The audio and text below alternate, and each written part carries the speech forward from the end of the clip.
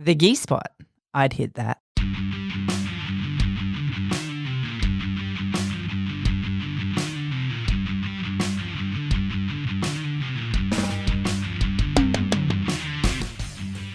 Welcome to the Gi Spot podcast. My name's Rachael and I have a black belt in Jiu Jitsu. You changed it. Hi, I'm Kaz, and I have a purple belt. Yeah, I'm still a purple belt, whatever. You changed it. I changed one word. I know. What do you think? I like it. You like it? Yeah, that's all. I mean, either works, right? I don't see much difference, but it's kind of what I have as opposed to identity. This came about from Grant's rant the other day on the mats. And I was wondering if it was going to come through. I've been waiting for it. That's why I was so like, there it is. There it is. All right, there you go, Grant. You win. So we have belts. We are not belts. We are not our belts. Clarify. We are not our belts. We are so much more than that. But it's more than that too. I mean, we just recently did a whole episode on the fact that we are so much more than our belts. Well, right? we're so much more than jiu-jitsu too. Absolutely. I mean, the fact that this is what this particular podcast is about. I But know. we have big lives. We do have big life. Even though jiu-jitsu is such a huge part of our life, there is still other stuff going on. And look, I'm really grateful for how big a part jiu-jitsu plays in our life. Yes. You know, we've made no secret of the necessity to it for the mental health journey component of our world. So I will never take away from it being a major part of our lives. Yep. Matt and I were just talking the other day, actually, about the 3 months or 4 months that he had to come off the mats because of his hand. And I think because it was such a bigger block of time for him, even he realised how big a change in everything about him there has been since he has come back onto the mats. Yes, I gotcha. So didn't really notice it too much at the time. But and I don't know that a lot of people who spiral realise they're spiralling. People on the outside looking in can see it, but when you're caught in the throes of the black dog, it's not strikingly obvious to you. Yep. It's strikingly obvious to those that are closest or around you. Coming out of it and getting back onto the mats, everything about him is lighter and happier and, you know, functioning more clearly and. But it is the first time that he has also been able to go, I can really see the difference. I can feel the difference. This time I get it. Yep. So, That's really it's, cool. you know, yes, we are so much more, but I'll never take away what it is to us. Nah, it's pretty special. It's pretty special. How's your week been? So interesting. It's been amazing. It's been fantastic because, as you know, and nobody else knew except you and you know, 2 other people outside of Matt, obviously, and the medical team. I went through hell. We waited to find out if I had a particular type of cancer. I don't, which I'm very, very grateful for. That was probably the most ugliest cry I've ever done in 52 years of my life. When you found out you didn't? When I found out I didn't, yeah. Yeah. And bless my medical team because they know just how spurgy I am. So they talk to Matt and then Matt gets to relate this stuff to me. And Gotcha. he was kind of like, he walked into the bedroom. He's like, okay, babe, you don't have cancer. However, blah, blah, blah, blah, blah. And that's all I heard was blah, blah, blah, blah, blah, blah, blah. And I just went, wait a minute, all I heard was I don't have cancer. Yeah. And then we kind of reset. But, so I am still having problems. They have found some things. We have to do further investigations. It has put sort of a spanner in the works for me physically because it does mean that I'm not rolling, but I am drilling to the point where I can, and then I have to pull back. And this is just a little bit of carry on from the next surgery and stuff, is it? Yeah, so this isn't from the surgery though. This is another part of the process. So I can't remember what. Brachial plexus chain. Thank you, brachial plexus chain, brachial plexus chain, or something or other, blah, blah, blah. Yep. So we're just waiting on some more tests through a neurologist, and then I go back to the neurosurgeon and we see what happens. Yep. So anyway, it's been a big week, but a good week. It's been a huge week because, it's not cancer, so I don't care. It's the battle I'll ensue. Yeah. you know, we'll and get you would there. have ensured the battle anyway. Absolutely. And you would have done it with grace and you know, strength and all those things whole lot that of you are. swearing. And a whole lot of swearing. As only you can. Exactly. So that's my week. So all in all, you know, a small step back, but a huge relief. So I'll take the positive and the win on that. Yeah. How about you? How was your week? It's been good. Grant's off on 3 days of school holidays. Not school holidays, school camp. He's on the opposite of school holidays, like the literal opposite of school holidays. School camp. Backpedal real quick because he's going to listen. So 3 days of school camp where there's kids 24/7. Yep. Yeah, so that's fine. But I have a funny story to tell. So yesterday on the mats, we're in veterans class and one of the students went to do a takedown and kind of tweaked his knee a little and I heard this kind of bit of a yelp and like, oh, my knee. And I've looked up and looked at them both. I'm like, what just happened? Anyway, later on, you know, picture this, like this veteran, he's like 6'4" and like 110 kilos of just like size and muscle and strength. So and, a petite little thing then. Oh, yeah. And you wouldn't want to bump into him in a dark alley. I don't know that you'd be bumping, you'd be more like bouncing off him, but yeah. Anyway, he was saying that when I looked up, I gave him like a full-on mum face. And he got scared, like he goes, and it scared me. And then today in class, he was there and I was laughing about it. And he's like, I got like, it took me right back to when I was like 12 years old. I got scared. It's the mum vibe. I was telling one of my students the story last night and they agreed. They were like, yeah, your mum face is scary. And I'm like, it's just my face. I don't need it. So now I'm going to go home and practice my face in the mirror and see not what do this the mum face vibe. is. No, Yeah. you'll lose it. Don't do that. You'll lose it. It's like it's where everybody knows when they've crossed the line. It's like mum vibe. So anyway, that was a funny story from the week, but you got to have fun on the mats. Absolutely, very much so. And there is so much fun at Iconic on the mats. There too. is, Like, yeah. It's, you know, hats off because it's a fantastic school in that regard. Oh, How good was our last episode? Loved with it. Karen and Sean. Yes. So much fun. I was listening back to it, you know, as we're going through doing the production process and everything. I had so much fun with those guys. Honestly, I know what to expect because we were here in the room when we made the podcast episode, but listening back to it, I was finding myself like literally laughing out loud. Yep. Yeah. But also almost getting teary at one point. Yeah. You know, it was It's a so hell of a story. heartfelt and real and beautiful. And if you haven't listened to that episode, go back and listen to it. Absolutely.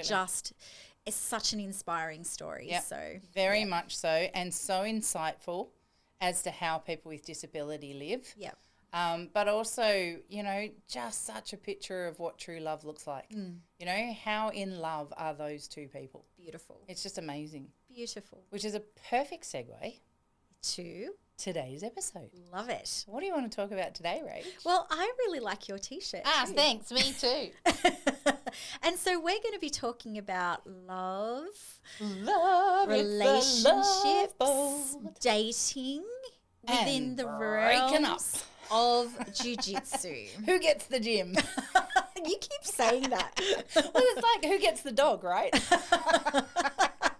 Who gets to keep the gym? Who gets to keep the gym? Well, my stance on it may actually surprise you. Oh, really? I'm very opinionated on it, Okay. but in a different way. Oh, do tell. So we're going to cut straight to who gets the gym. And we're going to cut straight to All right. what my thoughts are on my students dating. Oh, okay. Wait, but I want to know who gets the gym. Whoever I like more. Whoever that's I fair. want on the gym. I actually, Okay, so hang on, let's go back a step. So how long have you owned your gym? 9 years. Okay, so in 9 years, you've seen couples walk in together. You've seen people walk in and then bring their partner at a later stage. Yes. You've seen singles come and become couples on the mats. Yes. And you've obviously seen the latter side of it when it all goes horribly wrong. Yes. And I've also seen married couples come in. So, yeah, I know you Yeah. sort of said that. Yeah, but, like, yeah. I think it's different too. I think they're separate things, like Yeah. a married Yeah, yeah, couple yeah. and a dating couple. Yeah, so, no, I agree with that. Yeah, yeah. Or you know. Yeah. Yeah. And so today I want to go through all of them. I want to go through what you think's the etiquette in each of those and how it rolls, because I know too that you've got an opinion about married couples drilling together on the mats. Yes. And it differs significantly from mine. Not significantly. I just think that sharing yourself about a little bit is helpful some nights. Yeah. I'm so pleased we're talking about Jiu Jitsu. Yeah, definitely Jiu Jitsu. Floozies. Okay, so let's go back to the beginning. Let's talk first of all about the process of two complete strangers joining a jiu-jitsu gym. Yes. And then the sparks fly. Yes. How quick do you see it? Often not. Often I'm one of the last people to know. And that's hilarious to me because, well, for two reasons. Number one, and here's what I was going to say. My opinion on it is that it's actually none of my business. Yep, fair. What people get up to in their private life off the mat is actually nothing to do with me. Yep. And or any gym owner, really. Or any gym owner. And yet I see so often, like in groups and stuff like that, where people will be very strongly opinionated. Do not train your teammates. Don't shit where you eat. Don't do this. Don't do that. You know, you must tell your coaches if you start dating, or, you know, all this sort of... Hang on, hold up. What? Well, I know. I'm like, first of all, we're dealing with adults, not school children. Yeah. Second of all, what you do in your private life's nothing to do with me. As long as you know, we said many episodes ago now, but with Mitch, as long as you're not committing crime and hurting people. Yeah. You're not a pedophile, you're not a drug dealer, and you're not a criminal. You're not an active participating criminal. That's right. Like, and you're not a fucktard. Yeah. I don't actually care what you get up to. Consenting adults are consenting adults, right? So I have that opinion that, and because of that, I tend to just not even worry about it. It's not something I'm looking for. And while it's not something I'm looking for, I'll tend to miss the signals and signs. Yep. So usually if someone starts dating someone on the mats, or not on the mats, but you know what I mean, that they've met through the gym, I'll be the last one to know. Why do you think people have this incessant need to keep it a secret from coming to jiu-jitsu? For, you know, and let's go a step broader for a second. I know in, you know, say like places like the Defence Force or things like that where you can't have those kind of relations. I get that. Yep. In corporate, they would keep it quiet so as not to, you know. Well, you don't want to get HR involved. That's it. That's right. And senior management can't date, you know, subordinates and blah, blah, blah. I get all that. There's financial implications. Yep. There isn't in jiu-jitsu. Well, there sort of is for me. No, but yes, correct, yes. From a business owner's perspective, absolutely. But from the two people that have turned up in their recreational activity to come and, you know, meet a community, and you're meeting a community based around the intent that relationships will form, friendships or otherwise, why do you think people shy away from coming out of the closet early in the piece if they've found a relationship? Is it just because it's new and they don't want the eyes? It's a really closed community? I think it's wise, actually. I would, one of my tips on what to do if you meet someone on the mats is to kind of play it cool a little bit. You know, don't flaunt it. Because the dynamic of a gym culture, you know, if you've got this person and now with this person and it's like, it's new and fresh and all happening, I don't know, it kind of creates a little drama. Yeah. Whether it's positive or negative, right? There's a little bit of like, oh, those two are dating and look how obvious it is, and it can be distracting and stuff like that. So, you know, in the times that we've had, you know, a couple form a relationship, and the examples that I'm thinking of, boys and girls listening in podcast land, these are all examples that have happened historically. Yep. You know, these are not current things or current students either. These are past students. And so I'm not outing anyone and I don't know. But in situations where they have formed a relationship, they've all played it really cool. And I've appreciated that because it's kind of like, okay, you're not just being all over each other. Yeah. Yeah. Yeah, fair enough. Yeah. And I would think, you know, even if they've met on a dating app, swipe left out in world, and they've come together on the mats, like the mats is not the place to be fawning all over your partner anyway. Exactly. Although Grant did lick my forehead the other night. Oh, that's just gross. I think so too. In demonstration. Okay. Yeah. Well, I mean, if anybody was going to, better it be him than anybody else. But, you know, you get your hand kissed a lot, so. Can we stop doing that, people? Please. Anyway, no, it's funny, isn't it? Because often the very first time I see Grant for the day, other than when he gets up and leaves in the morning, I'm still asleep. And he gives me a kiss goodbye on the forehead or whatever. The first time I actually see him is at the academy in the afternoon. Yeah. So it's quite often he'll come up on the mats. And I've taught a kids class. He's walked in and opposite end of the room, and we'll actually only come together at the beginning of the adults class. And often he'll bend down and give me a kiss. Yeah. So we are showing that affection. It was really cute. Only a couple of weeks ago, he gave me a kiss, and one of the students looked up and go, "Oh, Mum and Dad, you're so cute." See, Mum and Dad. Mum and Dad. It's the Mum and Dad So maybe vibes. we're allowed to show affection. I don't know. It makes I walk up to Matt all the time. Like if we're just about to start class or whatever, I'll walk up and Of course. he'll give me a kiss or I'll give him a kiss and really not think anything about it. But we do that. Exactly. It doesn't matter where we are, sort exactly. of thing. You know? And that's, look, it's very nuanced, Yeah. isn't it? And what I'm talking about here is like two people who have been established members of the team separately come together. Maybe just play it cool just for a little bit. Just like let people get used to the idea before it's all like all in. Jinx. That would only in be that just a suggestion. First quarter too, while they're kind of finding their own feet, and you know, relationships are hard at the best of times, let alone when they're starting. And I don't know about you, Kaz, but I am so thankful that I don't have to go through that part of a relationship in these times. Oh man, can I just say, we were out on Saturday night with the girls. You ditched us, but we were out on Saturday night and we were sitting out, and it was 5 married women, and we literally almost all unanimously and at the same time just went, I'm so grateful we're married. Yeah. I'm so grateful for my husband. I'm so grateful for the family I get to go home to. Looking around, watching all these 20 plus somethings and, you know, late 20s and all 30s getting drunk and fighting with each other, and it's like, oh no, thank you. And I know, like, I'm old. I want to be home and in bed by 9:30 and watching Matlock on television. So I get it. I get the voice that this is coming from.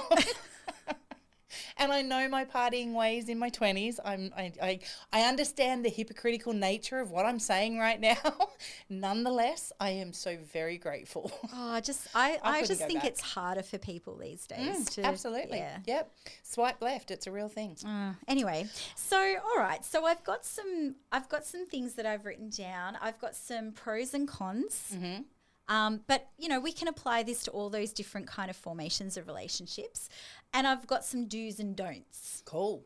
All right. Let's go through the pros and cons. Go through the pros. So the pros, obviously, you know. Now, the pros of what? Yeah, the pros of having a relationship within the context of you're both training at the same place at Jiu Jitsu, doing that. Irrelevant of how you've come together or how long you've been together or whether you're married or not. Yeah, pretty much. Yep. And that sort of thing. So the pros are you have this shared passion. Yep. Now, on our episode with the kids, you heard me talk about that and how I honestly think that doing an activity like Jiu Jitsu with my family has actually strengthened our bond over time. How getting to train with Grant is not something I get to do a lot these days, but when we do, absolutely my favourite thing. But you also did for the first sort of 8 years coming up through the ranks and everything. Yeah, too. exactly. So, you know, training with him is like the best fun. And Were you guys drill partners? Yes, but not always. Okay. Yeah, so we were very aware that not all things he was the best training partner for me because there is such a size difference between us. And also depending on often my mood, maybe tonight's not the night that we drill together. So I want to break that down a bit because Yeah. that was very much Matt and I in the early years. right. And bless him, he has a heart of patience. But, yeah, let's talk more about that in a bit. No, let's talk about it now if you want. Well, just that when I first started jiu-jitsu, and we've talked about this before, you know, I was pushing sort of almost 100 kilos. I was much bigger than I even am now. And it was hard to move, you know, so doing balls up and, you know, being stacked and all those kind of things took a lot of pressure. I wasn't as flexible as I had previously been. I didn't move as agile as I had previously moved. And jiu-jitsu does require a fair bit of that as you're going through and learning and understanding. And so, and I also had this thing that we have now since learnt through evolution that I'm not actually deaf, but audio is a huge part of ASD for me. And so I need to look, replicate, identical, whereas Matt's fluid. He's just like near enough's good enough and I'll make my own version as we go. And so there would be moments where I just wanted to kill him. Like, you're not doing it as we've just watched it be done. Yep. I need to replicate it. I need you to do exactly what that training partner did and you're not. And so therefore, and I would get shitty and then he would get shitty and it would have this knock-on effect. We never, I can honestly say, in every single night that we trained together, and I never trained with a different partner. Yep. In the whole time, I've not really ever had a different partner until I started coming to the women's class. Yep. We never let the mats angry. He always found a way to bring it back around for both of us. Yep. And it was always him, hats off to him, because I'm a petulant little rat bag. So it was always him who found a way to bring it back around and he would pull me through. Yep. Now, you know, obviously jiu-jitsu meant the world to him and he needed it and he wanted me there. Yep. So there was benefit for both. Well, because you mean the world to him too. Yeah, so, absolutely. Yeah. And so, you know, and to my credit, I'll blow hot air up my own ass here, I came around. You know, I didn't want to leave the mats angry either. I wanted to be able to improve for him and me too. Yep. So for us, we both had to, whilst we would have the explosion, we both had the greater sense to want it to be better. And I think that's super important. If you just, then that's where you leave it, well, then, yeah, there's going to be, you know, you never leave a kid with a negative experience when you're trying to teach them something new. And see, that's unique to you as well. And I've seen it go the other way where I've had partners, married couple, you know, come in because they've had a difficult day. It just carried a vibe and an air around them and then train together and it just, you could feel the tension in the room get worse. And I'd be just like, oh man, it'd be so much better if you guys just split up and then came back at the end of the night. Yep. So just go find someone else and come back and be happy. Have you ever split a couple up? I tried to with you and Matt and another couple at our gym recently because you were both getting frustrated and it wasn't really at your partner. It was just in general. Yeah. But the guys were trying to be very helpful but weren't being very helpful because really it was about emotion, not technique. And I was like, you two should go together and you two should go together. But you both looked at me and didn't move and I was like, oh, okay, do your own thing, whatever. You do you, boo. He's like my little security blanket. I can make suggestions. I can't force. I don't know, get your mama bear look on. Anything could happen. So look, that would be my first pro is that it's a shared passion. It's a way that you have something in common that you can grow together in. It can actually help strengthen your relationship. It's great to come together and have that time where you're both doing something you love, but you're in the room together. So you're not one person at home going, oh, they're off training again. That's, you know, never seen with me and blah, blah, blah. So it can fix a lot of things. Do you reckon it makes a difference? Like I know for me, because I'm so competitive by my DNA, right? Just by the core of me. And Matt was always better at jiu-jitsu than me and always so much further ahead than me. And so he was never in competition with me because that'd just be stupid, right? Yeah. But I can't say the same in reverse. here's my little truth bomb. Yep. And so I wonder how different that would have been for our journey if we'd started at the same time. That's a really interesting psychological question.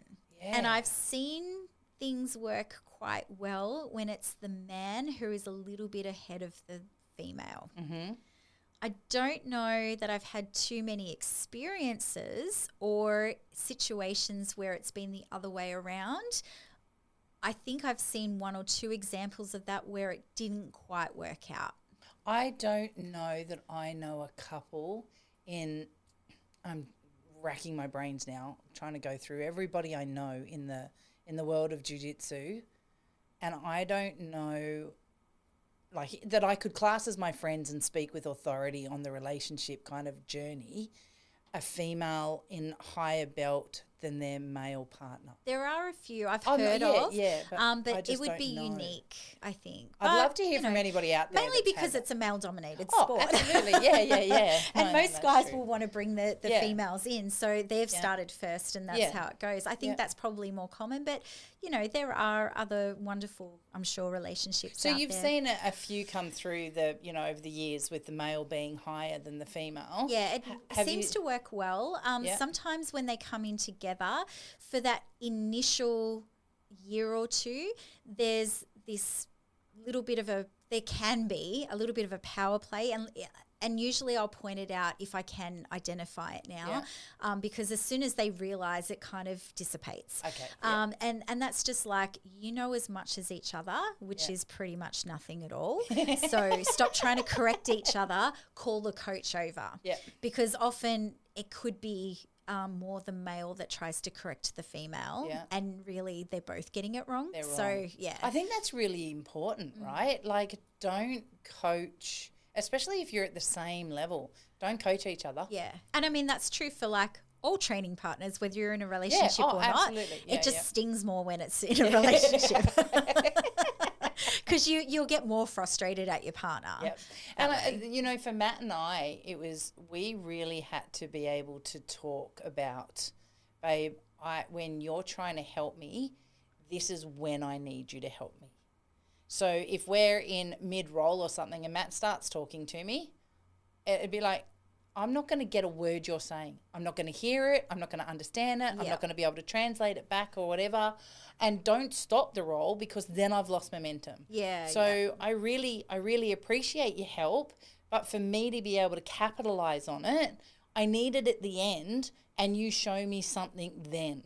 Whereas with Matt, he would just try and bring it in because, he's so much further ahead, and he's not on 100% when he's rolling with me. So he can take that time through his roll and go, oh, now you should think about doing, no, fuck off, shut up and just roll. I can't do all the thinking That's at once. Right. And so once he got that, it was perfect. We really got to a point now where we can roll, and then we sit for a couple of minutes at the end of it, and he goes, oh, do you want me to show you? Yeah, absolutely I do. Thanks. That's great. So I think it's really important to find out your comfort zone on when you can have the information come from your partner. Yeah. Especially if you've got a more senior partner. Yeah. Capitalize on it. Oh, absolutely. And, for both of us, I think our husbands were both purple belts when we started. So, he had, for me, like Grant was amazing. My coach would teach something, and then I'd do it with him, and he would be able to tell me those micro movements that I was missing because you don't feel it when you see something out the front. So he was like, no, squeeze more here, or hold this tighter, or pull your elbows in, or whatever the situation was. The micro movements, right? Yeah. And that actually leads straight into my next pro, which is you have a ready-made training partner. Yep. And how cool is that? You don't have that awkwardness of standing there going, oh, none of my favorite training partners are here today, so I'll go with Mr. Random over there. You're like, hey, I've got my dude, I brought him with me. And it's guaranteed every session. So, I mean, that's really cool too. But then, again, be ready for those days that you're not going to mesh so well, and don't be afraid to mix it up. Yeah. Because two reasons. I would love to see you mix it up a little bit, because sometimes I have female students on the mats that would really benefit from training with you. And I think that you'd be a wonderful mentor for them. And I know you do that in the ladies class, but I'm talking even in the wider community, where I'm like, if she wasn't partnered with Matt tonight, I would have put her with this person because she could really help that person. Well, I promise then, once I'm sorted and I'm back properly, Matt's going to protect me until neck and that's done. Absolutely. But once I'm free and whole, you remind me and I'll give you one night a week. Okay. Now, before we move on from that too, I do want to say people learn to laugh when your foreplay changes. Oh. Oh, don't tell me it doesn't change. It does. It does.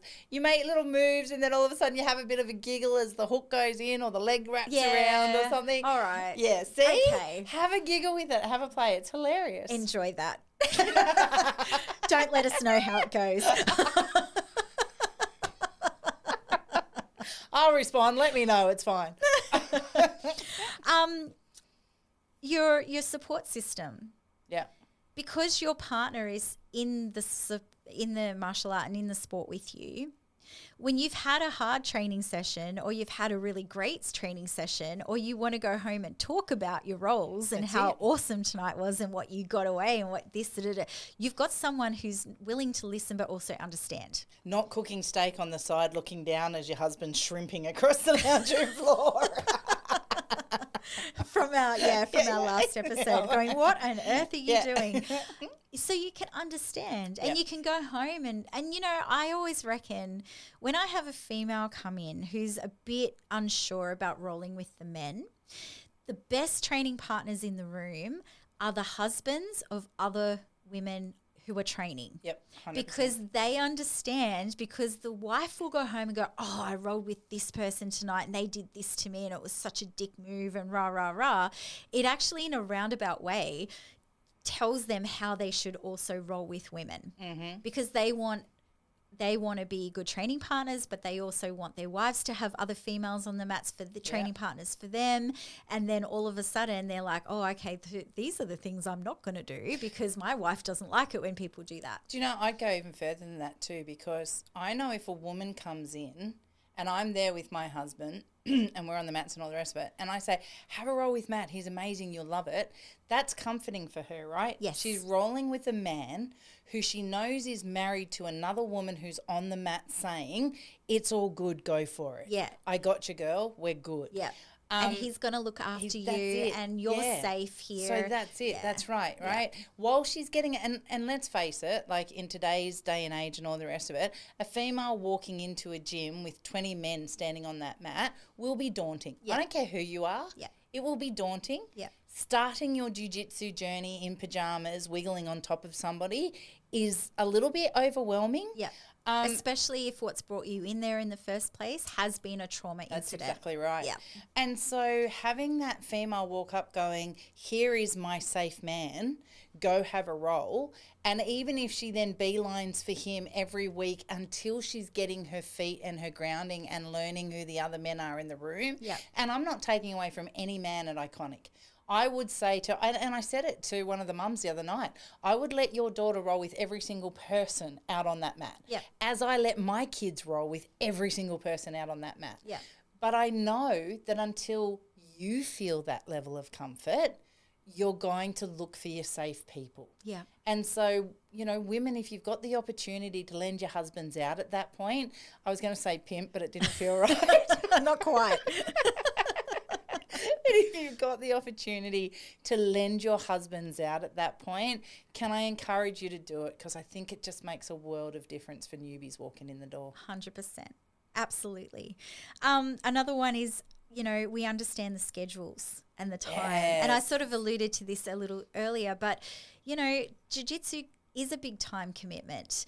If you want to train 2 or 3 or 4 nights a week, that can be hard when you're leaving your partner at home, by themselves, or Especially if there's kids involved too. And kids involved, or if it's new relationship. Yep. Why can't you see me through the week? You know, why can't we go out to the movies on a Tuesday night? Or, you know, I don't even think Tuesday night's cheap movie night anymore. Well, nothing's cheap movie night. I don't know anymore. the last time I went and sat in a cinema, so I was can't going even to say, say who that. even goes to the movies anymore? Yeah, I don't know. Everything's on Netflix so quick, or Prime or whatever. Do you know, I will say I have a friend from the old gym we used to train at, and he, like, jiu-jitsu was his world for a really long time. And so a lot of partners didn't work in that regard because, you know, it was new and fairly young, and there was this, I'm training. Yeah. Like, love me, love my training. This is my world kind of thing. And a lot of females couldn't, because they couldn't understand it, because they weren't in that world, they weren't in that space, they would feel like they're playing second fiddle. And I get that. I understand that. And so I think, you know, come into my world is so much better, even for the relationship. I think so too. Like, bring them in with you. Yeah. Immerse them. So, but I'm going to say something too here, and I'm going to say, we often joke, oh, it's date night. Both, you know, you've got couple on the mat training. Don't make that your date night. No.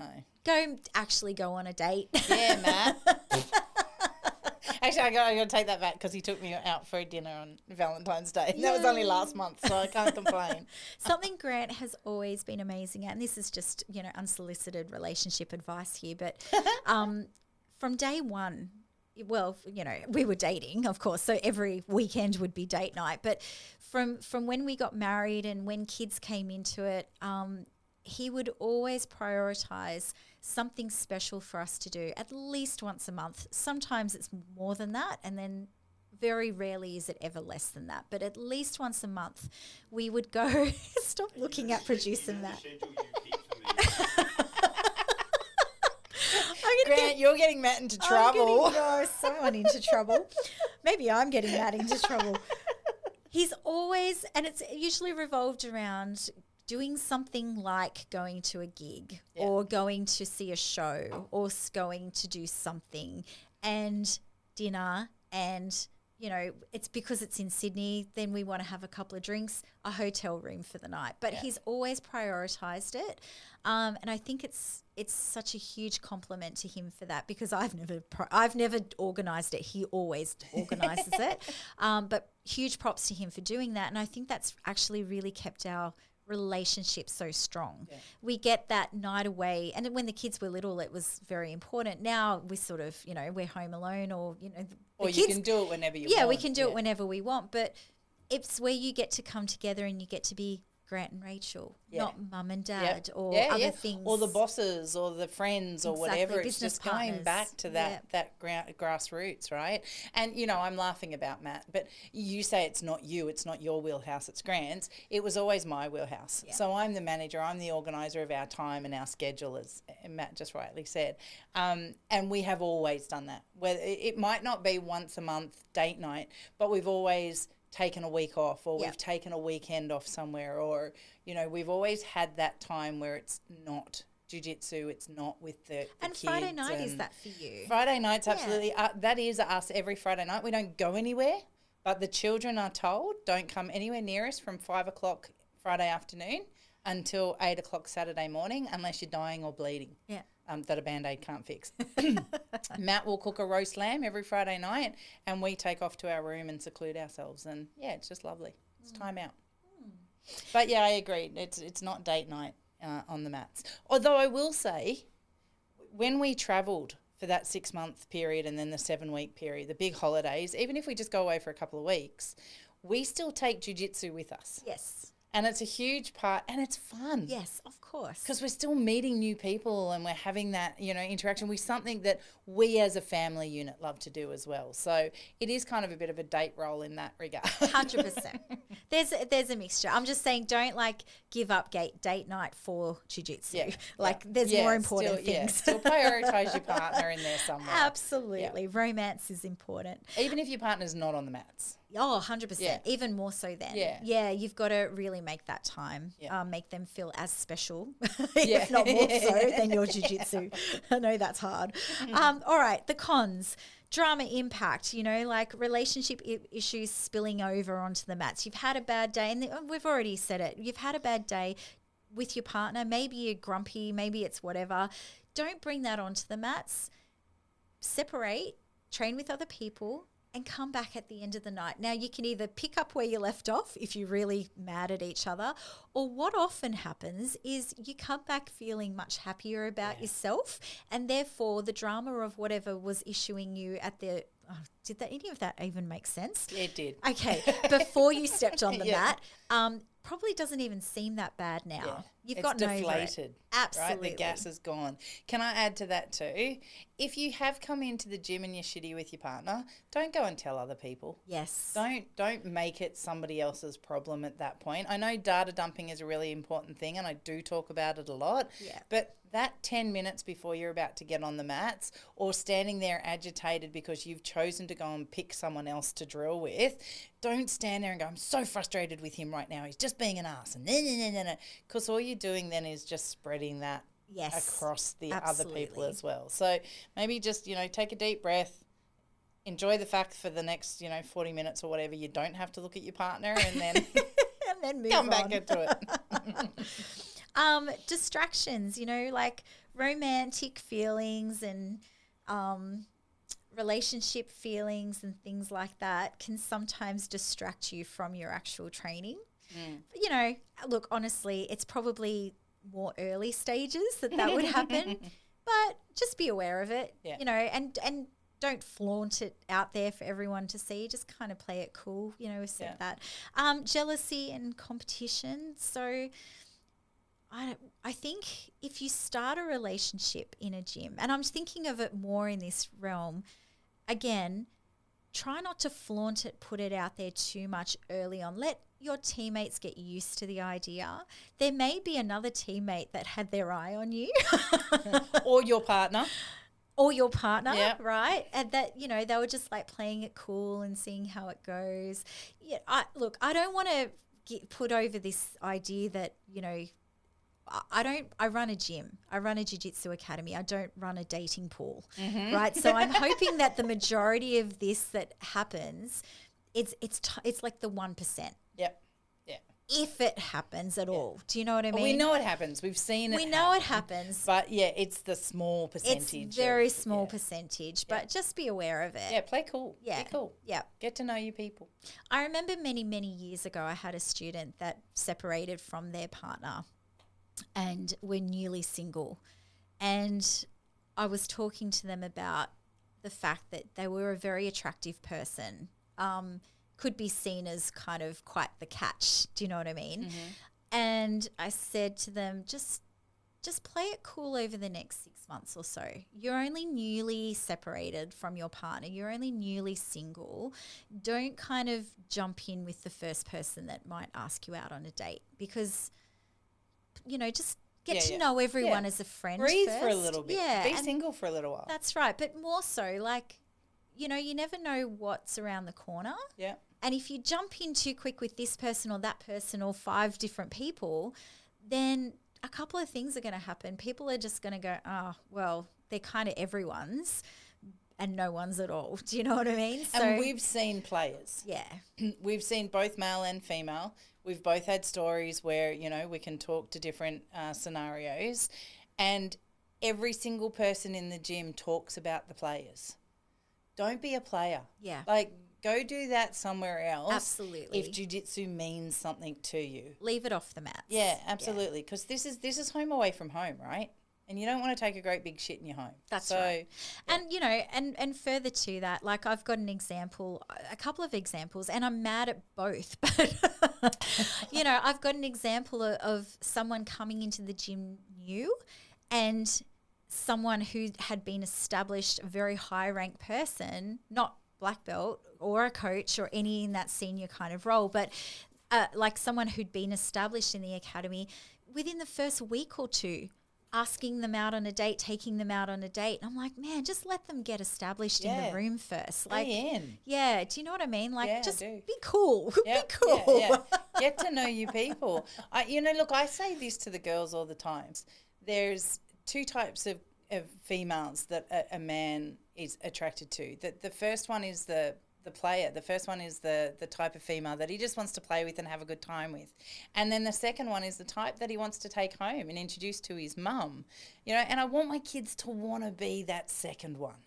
And same in the reverse for the men and that, or the women take home to their dad, meet their parents. You know what I mean, right? Yeah, absolutely. Like, want to be more, want to be better, own your self-worth in that regard. So I just think that if, I come back to it again, if jiu-jitsu is something that means something to you, this is your community that you're rallying around to learn from, be a part of, and all the rest of it, and you don't want people to judge negatively, then go slow. Take your time. Get to know everybody as friends and then see what builds from there. I'd never, ever, ever try and tell somebody not to have a relationship.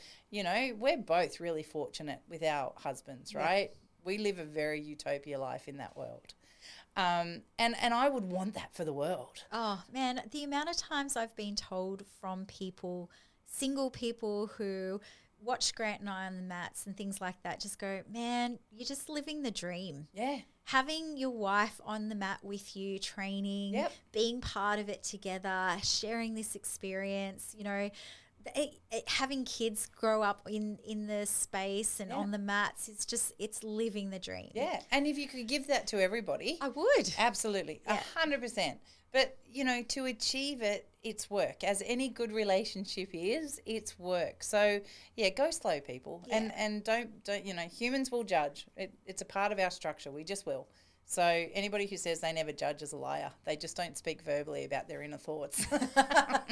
And on the flip side of that, what a tremendous foundation to build something wonderful from, and that would be a pro, I guess. We're back to that list. But when you both share this passion and desire to improve yourself on a daily basis, to, not be scared of being uncomfortable, trying to find comfort in uncomfortable positions and have that yearning for learning more and achieving more and, going to competition and, just having a great time on the mats. Like, what a beautiful way to meet someone.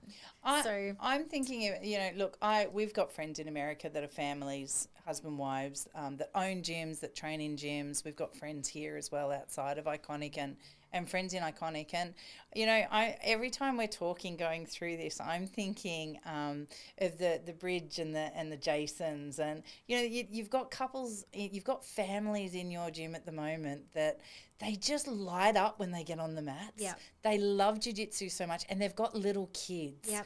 And you're watching these little kids come through as well, and we're 10 years ahead in that journey, and we're watching this, but we know exactly what they're going to go through. We know exactly the conversations that are going to start happening in the car on the drives home, and the, anticipation of the competitions as the mum and dad and kids are all going down and all the rest of it. And it is, like, even us now, you can feel it, like we light up about it. Yeah. And I just think it's a gift. If a family, if a couple come together on the mats and it works and they get to evolve through that process, and then the next generation of children come through with it as well, I just think, I think it's magical. It was really cool. We have, as you know, we have many, many families at Iconic, because we really push for that. It's part of our culture. But one of the ladies was talking to me the other day about our episode with the kids, and she said it actually made her really emotional and teary to listen how we were discussing jiu-jitsu with our children. Oh, yeah. And having those almost grown-up conversations, because both of her children are like 3 and newly born. And she was just like, I'm going to be able to have those conversations one day. And, but I didn't like it that Connor got, picked on at school and had to use it self-defense. But at least he could use it as self-defense. But picturing her children in those shoes was like a real thing. So yeah, it was really cool. Sorry, that was my alarm going off. Whoopsie. Didn't go into do not disturb. Okay, so look, I have some do's and don'ts that will help if you do choose to do this. If you do choose to have a relationship that, you know, that comes into the realms of jiu-jitsu, whether you meet the person through jiu-jitsu or whether you have, you know, you bring your husband or wife along for the party. Communicate openly. Discuss how your relationship may affect your training and be honest about how you feel. That's huge. It's massive. Yeah, don't keep things bottled up because that's not going to help you. No. You know, if you don't want them to coach you so much, or if you want to train with someone else tonight, or just go, you know what, tonight I'm good, you know. And we talk all the time about communication, and we're all huge advocates for speaking up. As importantly, listen. Yeah, absolutely. Like, if you're the receiving end, don't let your ego be the part that listens. And listen to understand. Yeah. Don't listen so you can then respond. Yeah. Or correct. Or defend. Yeah. Or. Yeah. Listen so you can understand. Yeah. And that's so huge. It is. Delivery is the key. So, you know, it was a huge one for me. I had to learn it. When I spoke to Matt, it was not, don't do this. It was, hey, I would really like it if you could please do it this way. So delivery is huge. And if you're feeling angry or agitated, that's not the time to have that conversation. Yes, it was another lesson I learned. Yeah. But if the delivery is respectful, then so should the listening. Yeah. Another do would be like to set boundaries and compartmentalize if you have to. So one of the big things for me is that for many years I had my coach, and my coach is Luke Beston. But when we opened Iconic, I was still a blue belt. So we were in a situation where Grant, my husband, was also my coach. So I needed to compartmentalize that relationship and say, on the mats, you are my training partner. On the mats, you are my coach. Yep. And I had to do that in my brain, because if my husband tried to correct me, then my emotions would come into it. But if it was my coach that was correcting me, yes sir, no sir, I was okay with taking some feedback. So don't be afraid to compartmentalize. Yep. On the mats, this is your training partner. On the mats, this is your teammate. I think that's huge. And I'm not sure that I ever actually did it. So listening to you now, I just think back to parts where I reckon that would have been so beneficial for me to have approached it that way. Yeah. And I never did. He was always my husband. So, yeah, I think, hats off. That's a huge one. Because if you had been training with insert random male partner here, absolutely. And halfway through a roll they would say to you, try doing this, you would have gone, oh, okay. Oh, no. My spurgy brain still would have gone, shut the fuck up, tell me at the end. Okay. Yeah. No, that's absolutely my spurgy little world there. But I probably would have been more... I would have got to the end and gone, I probably would have got to the end quicker and gone, hey, I really need you to tell me now. Can we go through it now? Yeah. It took me a while to realise that was a trigger for me. Like, don't do it in a roll. Yeah. Because I lose everything. Like, I would say that's good advice in general. Yeah. Don't be that person. Unless they're going to do something completely... to screw up the role or to injure themselves, then I'd go, stop, let's not move or twist that way because you're going to do yourself a mischief. Let's not break the kneecap. Really support each other and support each other's growth. We know that growth through jiu-jitsu is important. And I was listening to Chris Howder, who we're having on the podcast soon, because I'm very excited. Just dropped that little bomb. I was listening to his podcast, and something that he said was, when people say belts don't matter, the people that are saying it are usually black belts. Yeah. Because belts no longer matter once you're a black belt, because you don't get any more belts. I've never heard a coloured belt say that. I've heard a lot of black belts say it. And it's not until you become a black belt you look back and go, you know what, it actually didn't matter. But belts and promotions and stripes and things matter when you're in the thick of it and you're coming up through it. Now, sometimes that can become quite competitive when people compare themselves to other people. It becomes a shit show. It can do. And we always say comparison is the source of all misery. Yep. Stop comparing yourself to others, because your growth is not the same as that person's growth. Yep. Your history and the moment you know, that led you to coming and stepping on the mat is not the same as person B.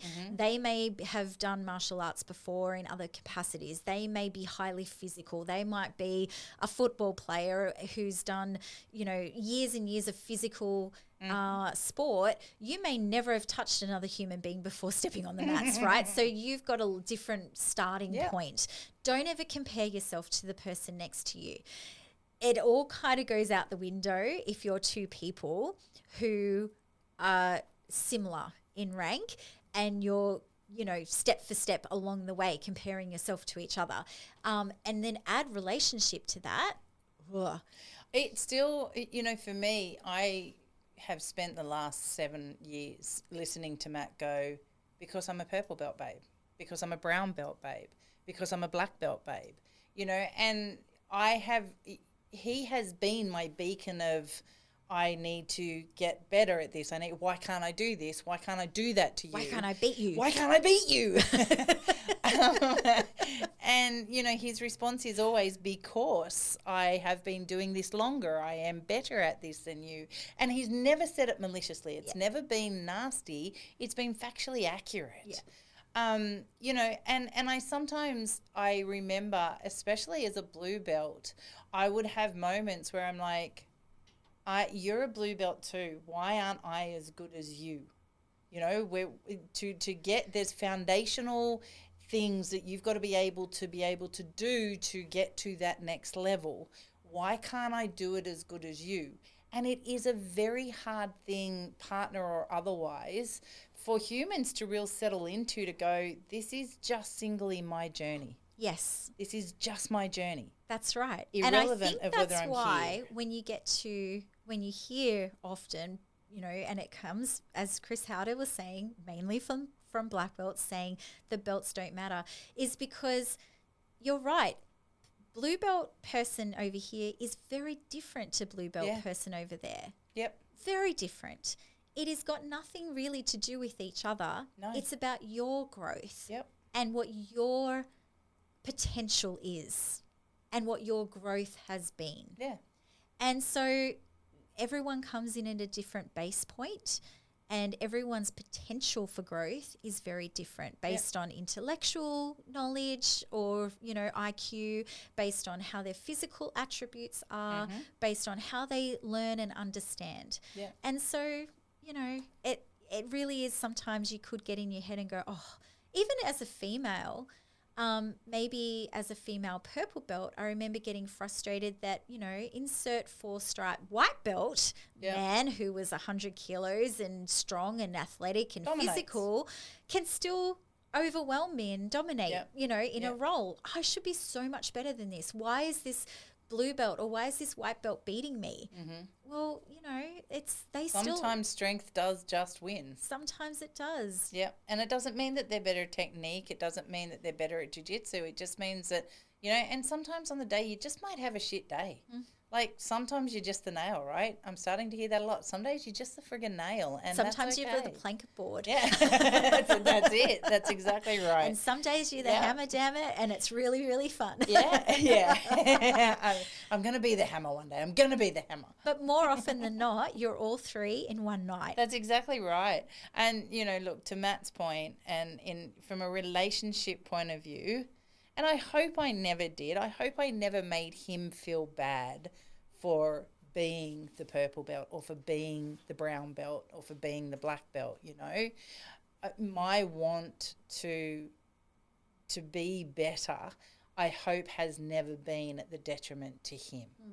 You know, because I know logically I get it. He's been doing it way longer. He's better at it. He's, you know, been far more invested, far more earlier in the journey. And so I understand all the logic side of it. Yeah. Little Karen inside, you know, that just wants to win everything, she hasn't quite got there yet. Yeah. And emotions come into it. Yeah. You know, it's funny how you can be rolling with insert random person here and they could like actually accidentally whack you or elbow you or, you know, whatever. And you would shake yourself off and go, oh, no, it's okay. Keep going. I'm fine. But if your significant other were to just slightly bump you to 10% of that, you'd be like, oh, you hurt me. Like, why do you have to be so rough and clumsy and this and that? And it's your emotions come into it. It's a totally different ball game. There's going to be so many male partners that I know of in, you know, just in my world that are going, yep, been there. Been on the receiving end of that a lot.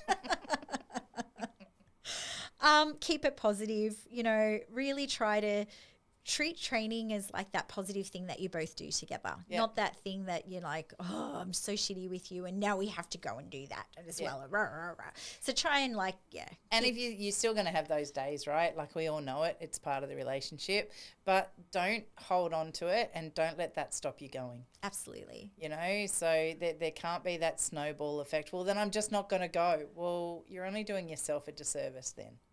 So go. I don't know. You know, I don't know. Go train with someone else. I'm trying to think. I'm thinking that there may have been a couple of nights, you know, at some point in the 18 years that Grant and I have been on the mats in the realm of jiu-jitsu that may have gone, you know what? You go to training tonight and I will stay at home. Oh, really? Yeah. Oh, no, I never did. I always went. Yeah. But I don't know that I can't think of a time where I ever went and we were in a spit fight. Right. I know we've gotten into spit fights in training and like, whatever. And we've never ended badly. But I don't know. I'll look at him again. Can you think of anything? No, not really. No. Yeah. No, I think we've been pretty, like I know there's been nights where I've just gone, oh, babe, I just can't. Like I've not got it in me. And he's gone happily, okay, see ya. Yeah, that's what I'm talking about. Yeah. But also, like, you know, I can think of times where, you know, maybe we've not had the best day or whatever and go to training and then it all seems okay at the end of the night. So, I don't know. Yeah. I think, know. look, if you can get up and go, if you're in a bad headspace with the partner and there's friends on the mats, go be with the friends. Yeah. Go train with your mate, have a roll with your husband, have a roll with your partner, beat the shit out of them and come home happy. Yeah. It's so good that we talk about this in the realms of jiu-jitsu because any other snippet would just be like... Oh, yeah, let's take a shot of that one. There was something someone said on the mats today. Oh, that's right. One of the students yelled out across the room, "Hey, brother, come over here and finish me off." And I was just like, things that you can only hear on the jiu-jitsu mats that only make sense in jiu-jitsu. Otherwise, it sounds really bad. I want a whole episode on that. I want just a whole episode on just all of the comments that have been made that you've heard on the mats. I couldn't even remember them all. I'm going to start writing them down. There's been moments. Look, you know, any other don'ts, the sort of things that we've covered. Don't hang on. grievances. I want to know what happens in the breakup. Let's talk about the breakup for a second. Oh, okay. We'll finish this and then we'll talk about the breakup. So don't air your grievances. Yep, no. Yeah, keep dirty laundry at home. Yep. Don't play favourites. Maintain that beautiful relationship you have with people across the board. Don't let drama come onto the mats. Don't compete against each other and don't ignore, again, your team or the way the team dynamics works. Don't try and change things. Yeah. If something changes with you, just be cool. Yeah. Like it's just really easy, be cool. It is, yep. Back to your question. Go on. Okay, so partners split up. Yes. Who gets the gym? Whoever I decide. I mean, you know, I would love to see situations where people didn't have to leave their gym. Yeah. And it's uncommon. It can be done, but both people need to realise, and this is, you know, I think this is the big thing, is both people need to realise, okay, that person didn't want to be with me anymore, so my life is actually going to be better off because I'm not with someone that doesn't want to be with me, and now I can go find someone that may want to be with me who is a better match, right? But I know it really hurts. I was going to say, I love your outlook on life. It's just so positive. Well, the thing is, like, I think about, I mean, I've had really 3 serious relationships in my life, right? I'm thinking of the first one that, you know, I ended, and I was so grateful that, you know, I'm not with that person anymore. And then the second But would you one- have been able to turn up to a gym every day and still see him? Well, we're in a small community, so there were times that I'd bump into him or see him. So I sort of come from a bit of a smallish country town, and in a church community at the time. So there would be times that I'd see him. It was just like, oh, there he is, not with that person anymore. But again, it was me doing the breakup. So that was, you know, my logical self. There was the second one where I got broken up with, and it broke my heart. And again, in a small country town where I would sometimes see this person. So, but looking back in wisdom and, you know, when you're in it, as you said, when you're in the midst of it, it's really hard to see. Yeah. But all of those things led to me meeting the love of my life and not realizing how much better this is and how grateful I am that those two relationships didn't work out, because now I'm thinking about both of them just going, oh, hell no. Thank God. Thank God, right? But now. I know that feeling. So, you know Look, that there's something waiting for you. I've watched it happen 3 or 4 times with 3 or 4 different people. Yeah. And what I've seen unfold, interestingly enough, identical every time, was the person who started at the gym first. And that's what it had been. So the person had started at the gym and then brought their partner into the gym at whatever stage. Or the other one where one had come together in the gym, but one of the two partners was in a bigger community within the gym. They were more popular in the gym. Those people have stayed. And I don't know so much that it's been because those people have kind of said, this is my gym, you take a hike, more so than the community had kind of rallied around those people. Right. And again, not maliciously or anything like that. It's just kind of the way the humans have evolved through the breakup and gone, you're our person, are you okay, are you okay? And that other person has kind of been left out in the cold and gone, not a good vibe for me here anymore. These aren't my people anymore. Yeah. And so it just kind of breaks interesting down that way. To know, and you may know, because we're talking about previous gyms that you've been a part of. So it'd be interesting to know whether the people that were brought in because their partner already trained, and when they left, did they continue their jiu-jitsu journey, or was it more that they were doing jiu-jitsu because their partner trained and it was like that couple thing, and then once they've moved on, they've just let jiu-jitsu go? I think it's more the latter. So looking back at 2 out of the 4 that I know of beyond, no, there was no jiu-jitsu beyond. Right. Yeah, so it was just this thing I do with this person. Yeah. Yeah. So the love of the jiu-jitsu didn't stick. No. Interesting. No. Interesting. And, you know, look, I think if the love of jiu-jitsu is there for the person, we've talked a lot about the fact that there's so many gyms, there's so many options now around. So don't give up. Go find it. Go find your own people and build again. Start again. Build the community. Yeah. So interesting topic. Yeah, I want to hear. I want to know. I'm really keen to hear from anybody who is, and I know this sounds so closed in and on a lane, but I really want to hear from a female who is ahead of their male partner in their jiu-jitsu journey, and success or otherwise. You know, are you stumbling with it? Are you battling with it? Is there an ego clash in there at all, or anyone who's prepared to come and be honest with us and give us that kind of information? I'd love to hear. That would be interesting. Yeah, it would be. Because I'm older than him. Yes. I'm just not as good as him in jiu-jitsu. So technically I'm ahead of him, but only on age. Oh, that doesn't sound like a good deal. I know, right? I got the bum end of the stick. Never mind. All right. What's your hope today, Kaz? My hope is that people... look, honestly, I just think I'm excited for any couples out there that are starting the journey and that are then going to go off and get married. I'm excited. My hope is that couples keep this in their relationship long term and that they get to experience what it's like over the next 5, 10, 15, 20 years as they're raising their kids. And you and I are testament to the fact that without it, our relationships would have been so much different, I think, in our whole family network. So my hope is that everybody out there gets to experience this, what we've had. That's my hope. Awesome. What's your hope? My hope is that fellas don't just slide into DMs willy-nilly. There's you know what?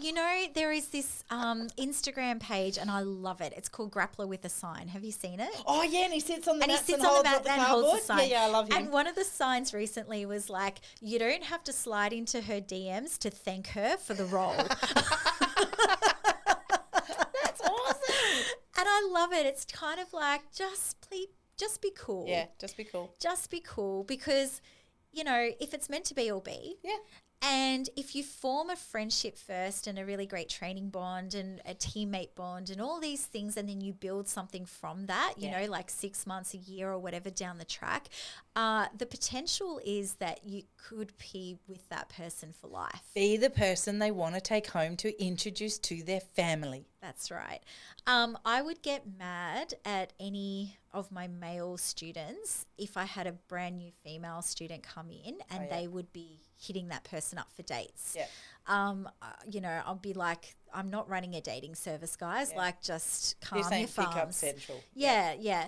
Likewise, and girls do it too. You'd be just as mad equally in the reverse. Yeah. Possibly.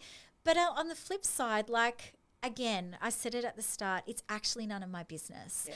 And if you, train at an academy where there's really strict rules about it, I don't know. Like, I don't know. I don't know what my feelings are on that, but I kind of feel like maybe your coaches are probably stepping in where they shouldn't if they've got rules against it.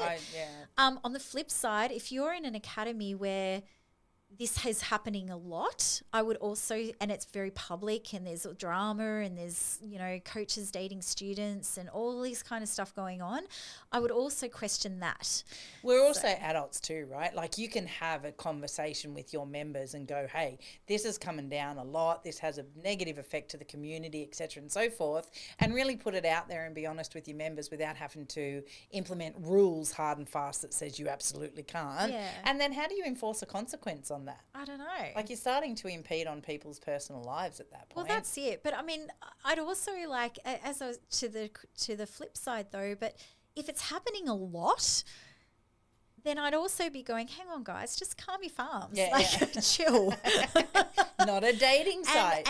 And coaches, man, if you've got a head coach that keeps dating, like, I've seen this happen. I'm not obviously at Iconic, but yeah, even Matt's nodding his head over there.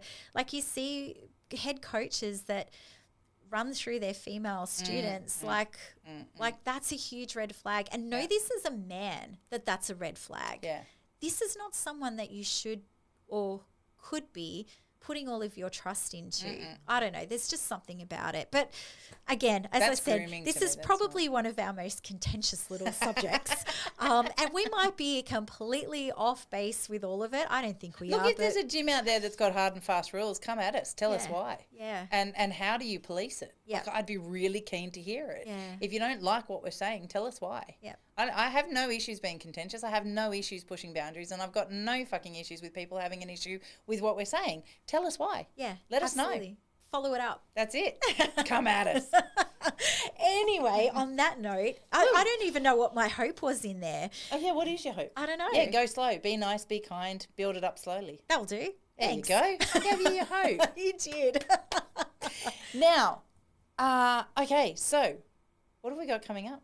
We have got coming up the amazing Chris Houter coming onto this podcast to talk all things jiu-jitsu with us, which I'm so excited about. One of the OGs, in case anybody doesn't know. One of the Dirty Dozen. So one of the first non-Brazilian black belts in the world, which is so cool. He has just been around for so long in this space. He's got stories to tell, and he's happy to have a chat, and I cannot wait. I'm so excited. Mad Day story time. So he's coming to Iconic for a seminar, and then on that opportunity, we've hit him up to see if he'll jump on our podcast with us, and he's absolutely keen for it. That's exciting. Yeah. Very exciting. I'm looking forward to meeting him. Yeah, can't wait. All right, on that note, if you like what you heard today, please like, share, subscribe, give us the 5 stars. Send us feedback, tell us we're wrong, tell us we're right, tell us, whatever's going on for you. Ask us questions. We haven't had a listener question for a while. No, kick them in. We'd love to hear what you want to know. Throw that out to us, and we'll see you next week. And keep the fucktards at bay. Oh, there it is. Woohoo! I was wondering when it was going to happen. I almost was like, in my back of my mind, I was like, we've almost gotten through a whole episode. No, I've had 3 of them so far. You never said that once yet. Yeah, I have. Have you? Yeah, absolutely. I must be getting really immune to it. And it was so cool because I said it and you just kept talking. I'm like, all right. Didn't hear it. Well, all right. You have a great week. You too, honey. Bye. See ya.